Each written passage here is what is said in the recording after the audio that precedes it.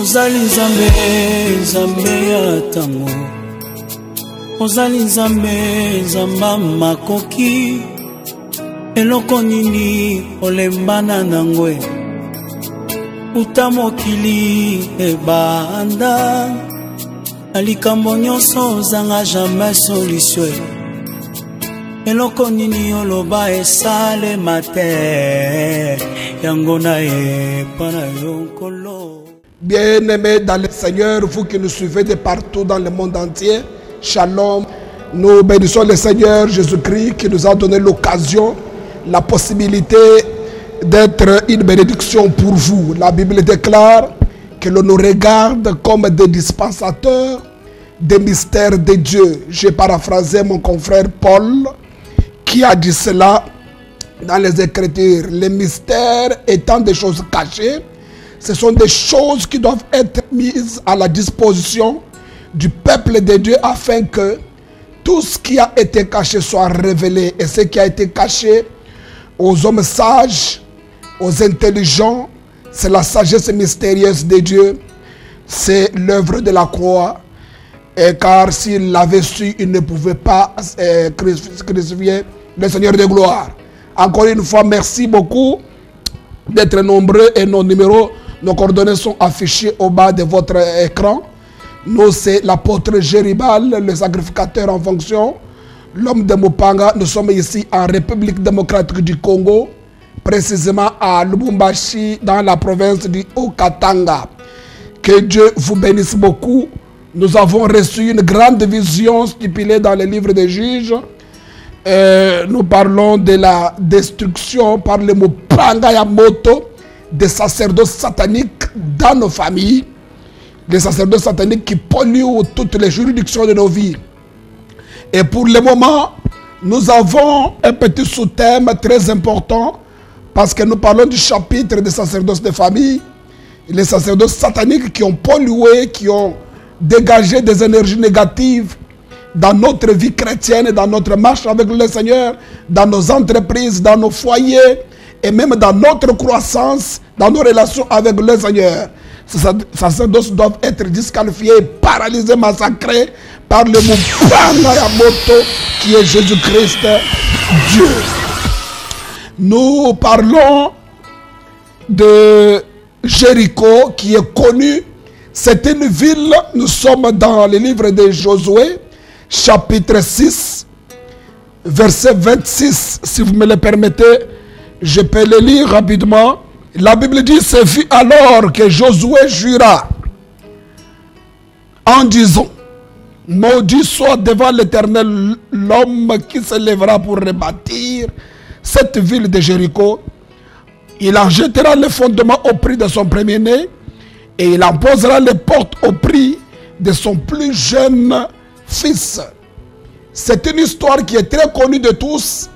Alors que le peuple d'Israël qui a fait pleurer Pharaon, qui a vaincu la mer Rouge, qui a traversé avec triomphe le désert, qui a traversé avec joie le Jourdain, ce peuple se voit au-delà du Jourdain.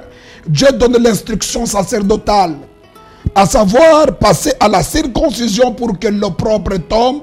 L'endroit est appelé Gilgal, c'est une histoire qui est connue de tous. Tout à coup, un homme débarque dans le carré sacerdotal de Josué. Et Josué pose la question, qui es-tu? Es-tu le nôtre ou tu es de nos ennemis? À cette question, l'homme, le monde des esprits qui a débarqué, s'identifie et se fait révéler à Josué que je suis le chef de l'armée de l'Éternel. Donc, le ciel a mobilisé les circuits angéliques pour appuyer ce qui doit se passer à Jéricho. Une grande ville, une ville barricadée, une ville enfermée, une bonne ville. N'oubliez pas que Jéricho veut dire ville de palmiers. Le palmier est tellement riche que on veut seulement nous dire que cette juridiction, c'était une juridiction très importante pour le peuple d'Israël parce que sur le plan de l'histoire, l'on ne peut pas passer à la Palestine, à Jérusalem, sans passer par Jéricho. Et Jéricho, sur le plan économique, avait affiché beaucoup d'intérêt pour ce peuple qui est appelé à vivre le lait et le miel dans la terre qui lui a été promise par le Créateur.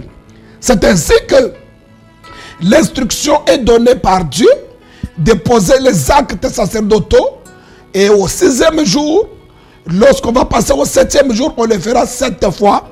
Et on sonnera avec des cris, des trompettes. La Bible déclare que la muraille est tombée. Ce n'est pas ça mon problème. Mais quand la muraille est tombée, par toutes ces cérémonies sacerdotales, la Bible me dit que Josué, qui était le leader, a sorti une pensée céleste. Il dit: celui qui rebâtira cette ville-là. Il y a une nuance très spectaculaire. Il ne dit pas celui qui rebâtira la muraille. Il dit celui qui rebâtira la ville de Jéricho.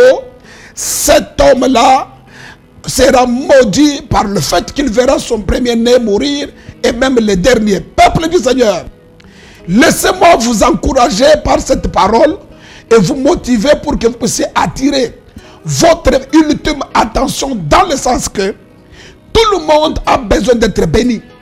Spirituellement, matériellement, financièrement et même relationnellement. Tout le monde a besoin de provoquer de l'impact. Tout le monde a besoin de laisser des traces. Mais je posais la question à Moïse. Quand Moïse nous capte la dimension prophétique de la création, il trouve qu'il y a 2 créatures qui sont devenues des présidents, notamment la lune et le soleil, non par les élections ou encore des motivations des hommes, mais tout simplement parce que la parole a été prêchée, comme je la prêche maintenant. La parole a été libérée. C'est ainsi que la lune est devenue président de la nuit pour dissiper, prendre la décision que le ténèbre ne peut plus régner dans la nuit. Voilà. Le soleil, notamment, est devenu le président du jour. Tout ceci, c'est le mysticisme de la parole, selon qu'il est écrit par Jésus. Mes paroles sont esprit et vie. Alléluia. Je voudrais encourager quelqu'un que même si vous n'avez rien vu maintenant, il est possible que par cette parole, que vous puissiez occuper la position supérieure comme Madame la Lune, comme Monsieur le Soleil. Alors je disais que vous qui nous suivez de partout, les numéros sont affichés. Nous avons la possibilité de pouvoir vous encourager et vous soutenir dans vos prières si vous envoyez des requêtes de prières partout où vous êtes. La Bible dit qu'il doit rebâtir Jéricho. Il est victime d'une malédiction, notamment perdre le premier et le dernier. N'oubliez pas que le premier faisait la force, même dans toutes les familles. Quand vous avez l'aîné de la famille, il fait la force, il fait la fierté. Et il vous donne même de la considération dans la société, que vous mettez au monde et que vous êtes fort. Les derniers aussi, c'est au fait toute la confiance et de falquer dans le dernier. Regardez comme la Benjamin de la création qui est la femme. En elle, Dieu a investi beaucoup de choses parce que c'est le dernier et la Benjamin de la création. Aujourd'hui, il était question de comprendre que ça ne pouvait pas être une douleur facile de perdre le premier et le dernier. Nous n'avons pas encore beaucoup d'exactitude. Pourquoi Josué lui-même ne s'était pas mis à rebâtir la ville alors que les murailles sont tombées?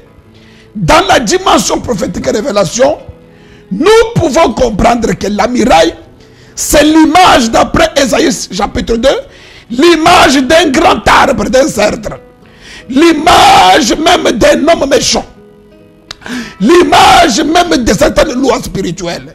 Et la véritable loi qui a condamné, parce que n'oubliez pas que sur le plan sociologique, anthropologique et même sur le plan de l'histoire, l'homme est le centre d'intérêt de toutes choses. Lorsqu'on parle d'une ville, on voit déjà l'homme. C'est l'homme qui est l'objet de la ville. Voilà. Donc, nous pouvons déjà comprendre que Jéricho, c'est l'image d'un homme qui se voyait incarcéré, barricadé, enfermé par certaines lois. C'est l'image d'un peuple appelé peuple d'Israël, qui est Jacob, qui est devenu Israël, qui a été pris dans un campement comme ça bizarre par un homme méchant appelé Goliath. Je ne connais pas ta situation que tu traverses.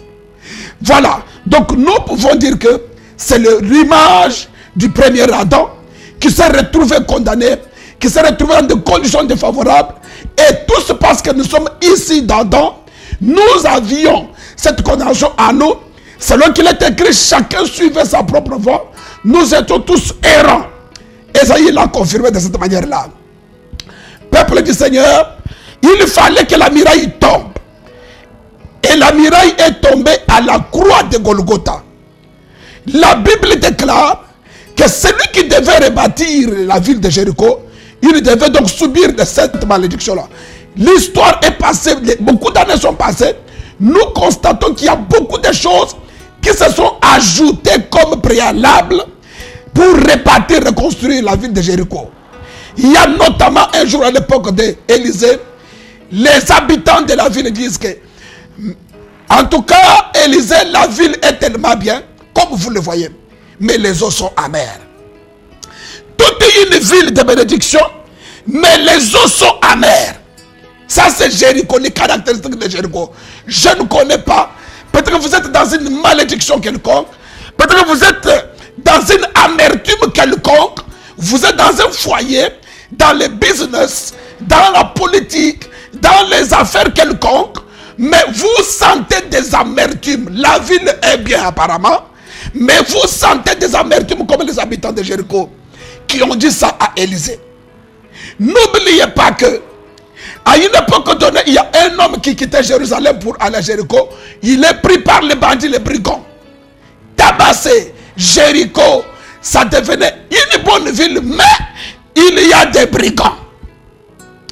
Il y a des gens qui sont dans leur foyer, mais victimes de maris de nuit, victimes de femmes de nuit. Vous êtes dans vos activités quelconques, mais victimes de brigands spirituels qui détruisent en dépit du fait que tout le monde voit qu'apparemment les choses c'est bien, mais vous sentez une destruction interne. Ça c'est Jéricho. Je ne connais pas aussi ce que vous traversez là où vous êtes. Je ne connais pas la situation qui vous arrive. Mais la Bible me dit, je comprends que pour rebâtir alors Jéricho, il fallait répondre à tous ces critères. Et ce matin, ce soir, cette nuit, cette journée, tout dépend de l'heure à laquelle vous nous suivez. Je viens encourager quelqu'un pour lui dire qu'il y a un seul qui est venu répondre à tous les critères afin que Jéricho qui a été abandonné par Josué, la muraille est tombée, mais Jéricho n'est pas rebâti, est resté en débandade, est resté vide comme la vie de cet homme, cette femme, ayant reçu Jésus-Christ comme son sauveur, mais la vie a un vide. Vous sentez des vides dans votre cœur. Vous avez des insuffisances. Vous avez des incapacités notoires. Même de faire 1 heure dans la prière personnelle. Vous êtes incapable même de retenir un verset biblique. Vous êtes incapable de retenir une vie de sanctification pendant même 1 mois. Vous vous posez de multiples questions. Victime des bandits spirituels, victime des hommes qui viennent de malédiction. Et il y a beaucoup de choses. Un seul a répondu à ce préalable. N'oubliez pas que Bartimée était à Jéricho. Un mendiant, un aveugle. Mais comment peut-il être à Jéricho? Voilà, vous pouvez être dans une abondance quelconque, mais aveugle dans un domaine quelconque aussi. Aveugle dans telle dimension. Nous ne voulons pas ces choses. La Bible déclare, je suis venu pour que mes brebis aient la vie. Et elle, cette vie-là en abondance, si vous dites Amen, là vous nous suivez. C'est pourquoi nous voulons dire qu'il y a un seul qui a répondu à tous ces critères. C'est Messie son excellence, Jésus-Christ, qui est le mot Bangayamoto. C'est celui-là qui a accepté de se faire malédiction. C'est lui qui l'a écrit. Il est celui qui tire de la poussière le pauvre pour le faire asseoir avec des grands.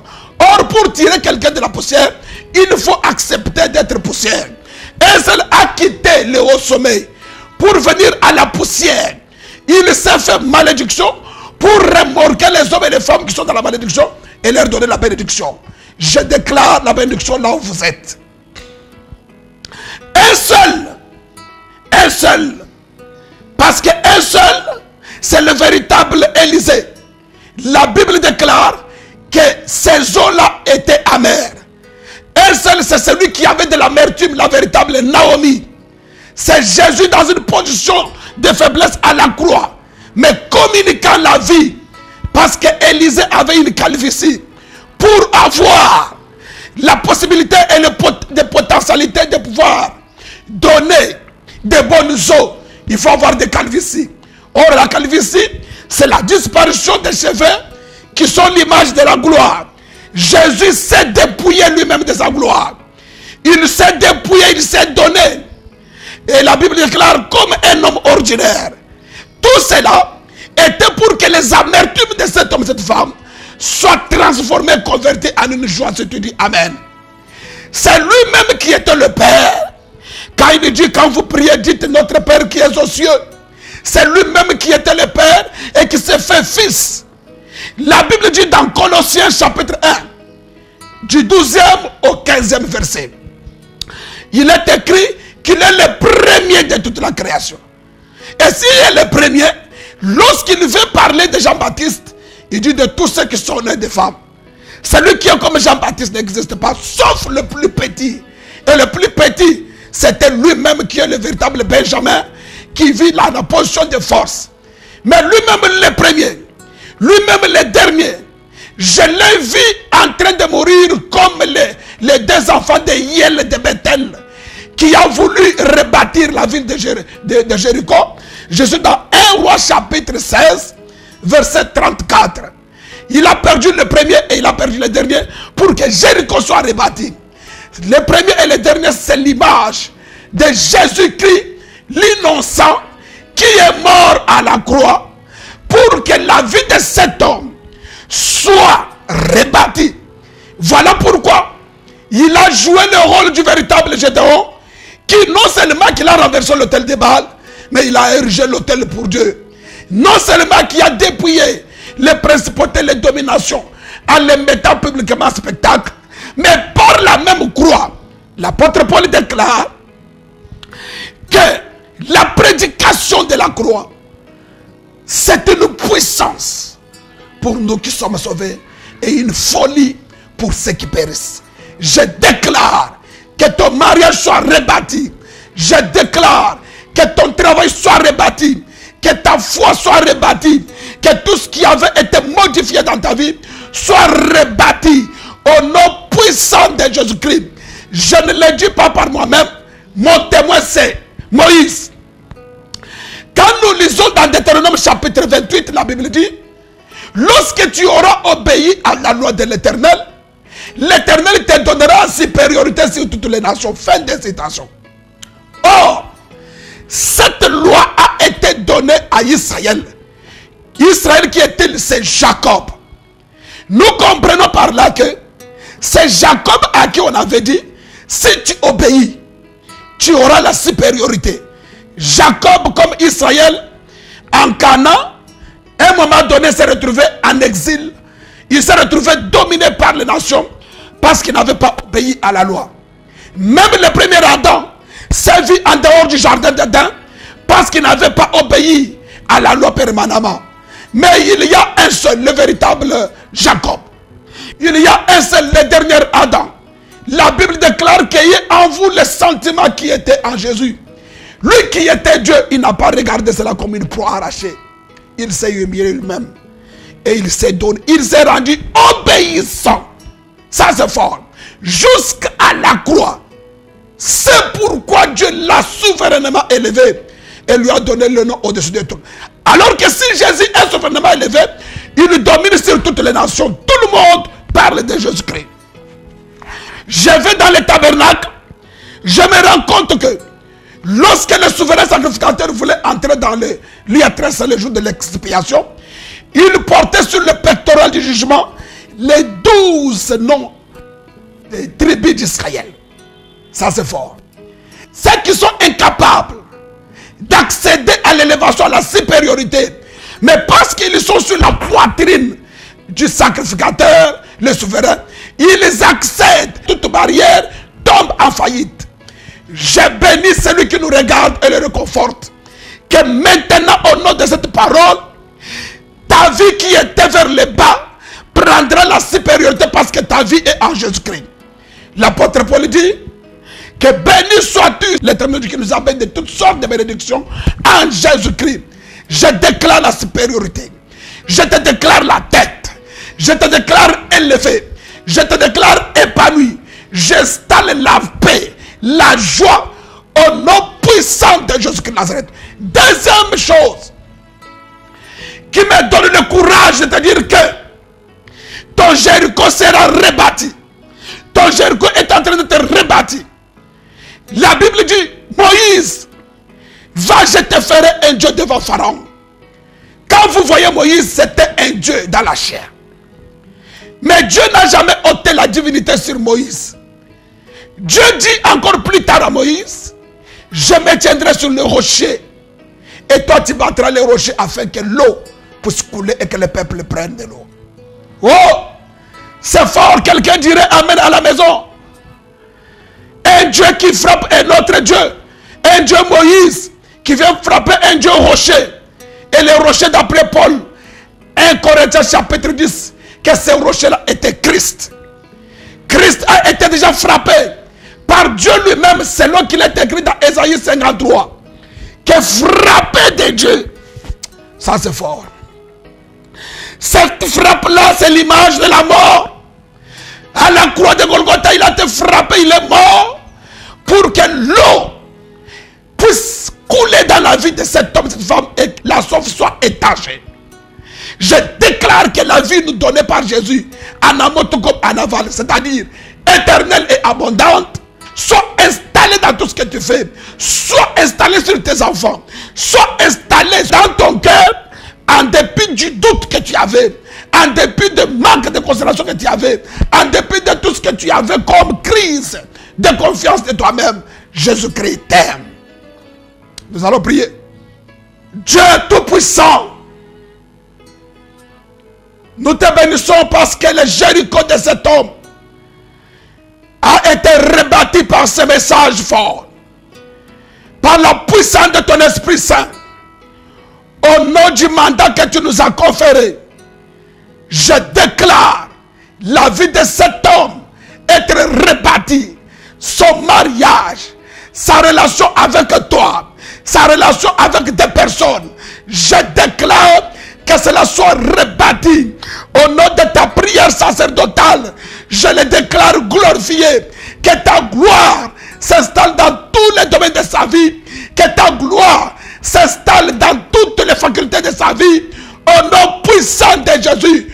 Qu'aucun malin ne vienne obscurcir sa vie, que le mot Pagayamoto puisse paralyser toutes les activités de malédiction, toutes les activités de bandits, car tu es le véritable Dieu qui s'est fait comme brigand à la croix, afin qu'aucun brigand spirituel ne vienne traumatiser encore la vie de cet homme, cette femme.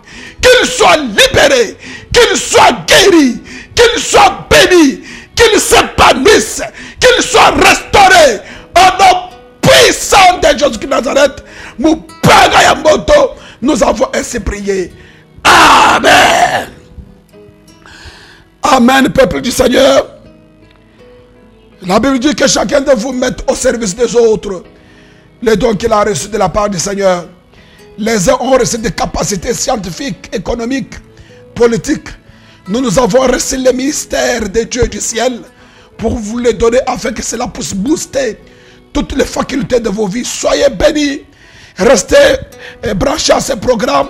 Déjà chaque semaine, vous avez un numéro et pour des raisons de prière, envoyez vos requêtes.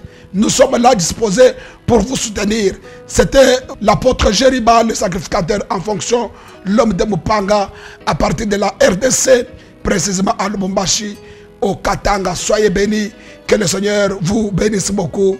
Bye bye, ciao. Ozali Nzambe, Nzambe ya tango. Ozali Nzambe, Nzambe makoki. Eloko nini olembana nangwe. Uta mokili ebanda. Alikambo nyonso ozanga jamais solution. Eloko nini oloba esalema te. Yango na epana yonkolo. Osalelanga bikamwa na yo. Soki pe ngongango ekoki te. Otata elembo ya kimia na motema.